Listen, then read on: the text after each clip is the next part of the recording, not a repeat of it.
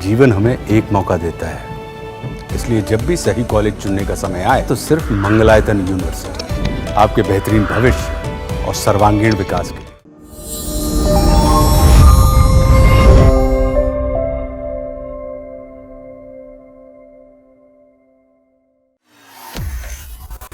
खबर दिल्ली एनसीआर में आवारा कुत्तों को लेकर, जहां सुप्रीम कोर्ट के हालिया आदेश और उस पर मेनका गांधी की प्रतिक्रिया सामने आई है। ये मुद्दा न सिर्फ पशु कल्याण से जुड़ा हुआ है बल्कि इंसानों और जानवरों के बीच संतुलन की भी बात करता है। सुप्रीम कोर्ट ने क्या आदेश दिया और उस पर यानी कि उस आदेश पर अब मेनका गांधी और राहुल गांधी ने क्या कहा है, ये जानेंगे। लेकिन उससे पहले आप अपने फोन में दैनिक जागरण ऐप को इंस्टॉल कर लीजिए, क्योंकि यहाँ आपको सही और सटीक खबरें मिलती हैं।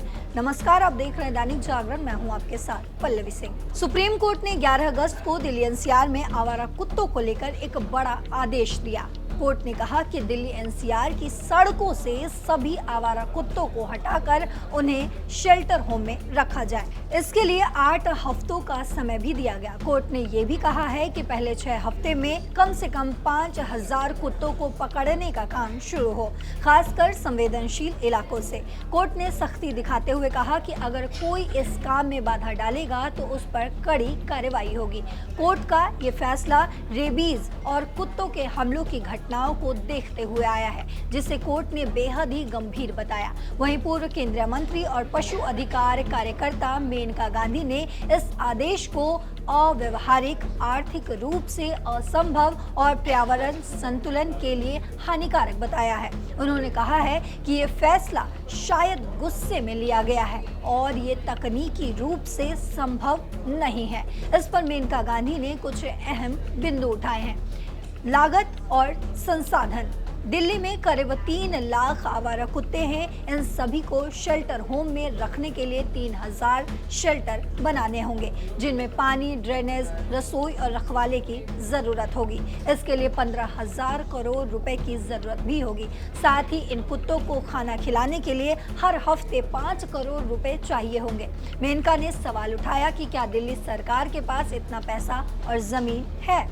पारिस्थितिक असर। मेनका ने चेतावनी दी कि अगर दिल्ली से कुत्तों को हटाया गया तो 48 घंटों के अंदर गाजियाबाद, फरीदाबाद जैसे आसपास के इलाकों से नए कुत्ते दिल्ली में आ जाएंगे, क्योंकि यहाँ खाना उपलब्ध है। इससे नसबंदी न हुए कुत्तों की संख्या बढ़ेगी और स्थिति और भी खराब हो सकती है। और साथ ही कुत्तों के हटने से बंदर और चूहे भी बढ़ सकते हैं, जैसा कि 1880 के दशक में पेरिस में हुआ। गलत आधार। मेनका ने कहा कि ये फैसला एक फर्जी खबर पर आधारित है, जिसमें दावा किया गया था कि एक लड़की की कुत्ते के हमले से मौत हुई, लेकिन लड़की के माता पिता ने पुष्टि की उसकी मौत मेनिंजाइटिस से हुई थी, न कि कुत्तों के हमलों से। वैकल्पिक समाधान। मेनका ने सुझाव दिया कि कुत्तों को हटाने के बजाय सरकार को पहले से बनी योजनाओं पर काम करना चाहिए।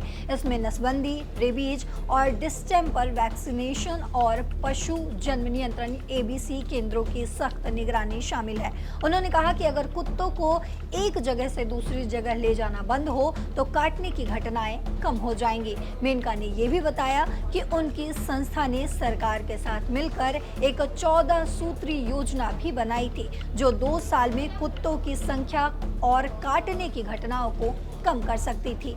वहीं 5वां बिंदु उन्होंने बताया है सामाजिक टकराव।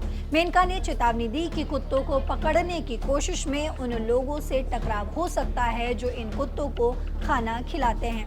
इससे दिल्ली में अस्थिरता बढ़ सकती है। अब इस पर कांग्रेस नेता राहुल गांधी ने भी इस आदेश की आलोचना की है। उन्होंने कहा है कि सभी कुत्तों को एक साथ हटाना क्रूर और अदूरदर्शी है। राहुल ने कहा कि ये बेजुबान जानवर कोई समस्या नहीं है जिन्हें मिटा दिया जाए। उन्होंने सुझाव दिया कि शेल्टर होम, नसबंदी, वैक्सीनेशन और कम्युनिटी केयर से सड़कें सुरक्षित हो सकती हैं बिना किसी क्रूरता के। तो मेनका गांधी और राहुल गांधी दोनों ने सुप्रीम कोर्ट के आदेश को अव्यवहारिक और क्रूर बताया है। मेनका ने खास तौर पर इसकी आर्थिक, सामाजिक और पारिस्थितिक समस्याओं पर ध्यान दिलाया।